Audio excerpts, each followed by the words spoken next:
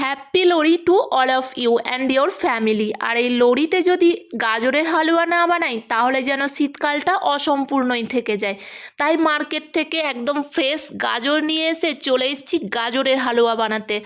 তো ওই দেখো আমি একদম ইভিনিং টাইমে ভিডিওটা শ্যুট করছি, আর প্রচণ্ড ঠান্ডা থাকার জন্য ঘিটা কিছুতেই মেল্ট হচ্ছিল না। কড়াইটা গরম, তার কাছে ঘিটা এতটাই ঠান্ডা যে মেল্ট কিছুতেই হচ্ছিল না। তারপর আস্তে আস্তে ঘিটা গলে গেছে, আর তারপর আমি দিয়ে দিলাম একটু তেজপাতা আর কিছু এলাচ, 4-5টা মতো এলাচ দিয়েছি। আর এলাচের খোসাগুলো হয়তো তোমরা ভাববে যে ওগুলো কেন দিলাম, বাট ওটা আমি মনে করছি এখন তার ফ্লেভারটা যতটা ছাড়বে, তারপর লাস্টে এই তেজপাতা আর এলাচের খোসা সমস্তটাই তুলে নেওয়া হবে। তো এখন যতটা ভাজার টাইমে ফ্লেভারটা নেওয়ার ততটা নিয়ে নেবে, লাস্টে ওগুলো তুলে ফেলে দেবো। তারপর রয়েছে কিছু কিশমিশ, আর এখানে নিয়েছি কিছু ড্রাই ফ্রুট। আমি একদম শুকনো কড়াইয়ে রোস্ট করে গ্রাইন্ডারে আমি একটা পাউডার বানিয়ে নিয়েছি। আর এখানে রয়েছে চিনি, আর তারপরে রয়েছে একটু ক্ষীর। অল্প করে একটু দুধ মেরে আমি একটু ক্ষীর বানিয়ে নিয়েছি। দুধ তো দেবই, বাট তার সাথে যদি একটু ক্ষীর দেওয়া হয় তাহলে গাজরের হালুয়ার স্বাদটা যেন অনেক বেড়ে যায়।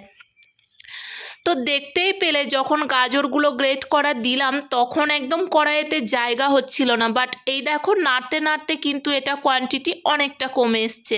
তো এটা আরও নাড়বো, মোটামুটি আধ ঘন্টা মতো আমি এটা নাড়বো। তারপর আমি অফ ক্যামেরাতে আরও ঘি দিয়েছি।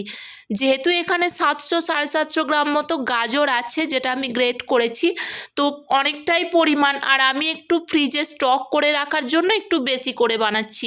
তো দেখতেই পাচ্ছ যে এটা একদম প্রপার পুরোটা ঘিয়ে ভাজা হচ্ছে। তো এটা কোয়ান্টিটি অনেকটা কমে গেছে, আর যখন সুন্দর করে একটা ফ্লেভার আসবে, ঘরে একদম স্মেলে ভর্তি হয়ে যাচ্ছে, তো তখন আমি দিয়ে দিলাম এর মধ্যে দুধ। কারণ এটা সুন্দর করে ঘিয়ের সাথে ভাজা হয়ে গেছে গাজরটা। এবারে আমি দিয়ে দিলাম দুধ, আর তার সাথে যে কিশমিশটা রেখেছিলাম সেই কিশমিশটা দুধের সাথে দিয়ে দিলাম। তো এবারে এটাকে ফুটতে দেওয়া হবে। আর কি বলতো যে গাজরের হালুয়া কার কার ভালো লাগে অবশ্যই কমেন্ট করে জানাতে ভুলো না। আমার তো বেশ ভালোই লাগে, তোমাদের দাদা ভাইয়েরও খুব ফেভারিট। তো তোমাদের দাদা ভাই কয়েকদিন থেকেই বলছিল একটু গাজরের হালুয়া বানাও, গাজরের হালুয়া বানাও। আমি বললাম ঠিক আছে, মকর সংক্রান্তি তো আসছে, তো লোহড়ি স্পেশাল ওই আইটেমটা আমরা রাখবো।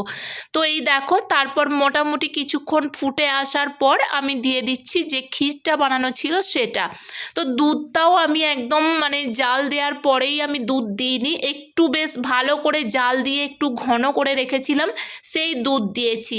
আর এখানে আমি মোটামুটি ওই 750 গ্রাম মতো হবে দুধ, যে দুধটা ছিল সেই দুধটা আমি মেরে মেরে একটু যতটা পরিমাণ ক্ষীর হয়েছে সেই ক্ষীরটা আমি এর সাথে দিয়ে দিলাম। আর তারপর দিয়ে দিচ্ছি পরিমাণ মতো চিনি। ক্ষীরের সাথেও কিছুটা চিনি অ্যাড করা আছে, একদম শুধু ক্ষীর হলে একদম ক্ষীরটা জমছিল না, তার জন্য আমি অল্প পরিমাণে একটু চিনি দিয়েছিলাম। তো দেখো আমার গাজরের হালুয়া মোটামুটি রেডি। তো এটাকে এখন ভালো করে একটু নাড়াচাড়া করে একদম একটু শুকনো শুকনো করে তারপরেই নামাবো। তো তারপর আমি দিয়ে দিলাম ওই যে ড্রাই ফ্রুটগুলো আমি ডাস্ট করে রেখেছিলাম, এখানে পেস্তা, কাজু বাদাম, আমন্ড বাদাম, সমস্ত কিছু যা যা ঘরে ড্রাই ফ্রুট আমার ছিল সেগুলো সমস্ত একসাথে কড়াইয়ে দিয়ে ড্রাই রোস্ট করে নিয়েছি। তারপর গ্রাইন্ডারে একটা পাউডার বানিয়ে নিয়েছি। তো এটা আমার মনে হলো ভালো, গোটা গোটা দেওয়ার থেকে যদি এইভাবে মিক্স করে দেওয়া হয় তাহলে জিনিসটা পুরোটাতে ভালোভাবে মেল্ট হয়ে যাবে আর তার স্বাদটাও বেড়ে যাবে। তো আমি আমার মতো করে বানিয়েছি গাইস, তোমরা হয়তো অনেকেই অনেক ভালোভাবে বানাতে পারো, সেটা কোনো ব্যাপার না, বাট আমি তোমাদের সাথে রেসিপি শেয়ার করছি না, জাস্ট আমি একদম সিম্পলভাবে আমি কিভাবে বানাই সেটাই তোমাদের সাথে শেয়ার করলাম। তো যদি সেটা তোমাদের ভালো লাগে তো অবশ্যই একটা লাইক করে দিও, আর কমেন্ট করে জানাতে ভুলো না যে কেমন লাগলো তোমাদের আমার রেসিপিটা। তো এই দেখো আমি কড়াই নামিয়ে নিয়েছি, আর তারপর একবার লেগে যাচ্ছিল কোনো একটা কাজ করতে, হয়তো একটু হাতটা খুন্তিটা সরিয়েছি, তো তলা থেকে দেখছি লাগতে শুরু করে দিয়েছে। তো ফটাফট করে আমি গ্যাসের ফ্লেমটা অফ করে দিয়ে ওটাকে নামিয়ে নিয়েছি, আর নিচে মেঝে বসে কিছুক্ষণ নাড়াচাড়া করে নিলাম। এটা যতটা নাড়া হবে ততটাই এর স্বাদটা বেড়ে যাবে। তো কত সুন্দর হয়েছে দেখতে পাচ্ছ, দেখেই তো মনে হচ্ছে যে জাস্ট ইয়াম্মি হয়েছে। তো তারপর এটা আমি ভালো করে টিফিন কৌটোয় রাখছি। তো এটা একটা বড় টিফিন কৌটো, দেখতেই পাচ্ছ অনেকটা কোয়ান্টিটি হয়েছে, অনেকটা পরিমাণে হয়েছে। তো বেশ কিছুদিন ধরে এটা জমিয়ে খাওয়া যাবে। এটা এখন ফ্রিজে, মানে এখন তো বাইরে রাখবো, তারপর এটা ঠান্ডা হয়ে গেলে ফ্রিজে ভরবো। আর তারপর বেশ কিছুদিন ধরে এটা একটু একটু করে ফ্রিজ থেকে বার করে খাওয়া হবে।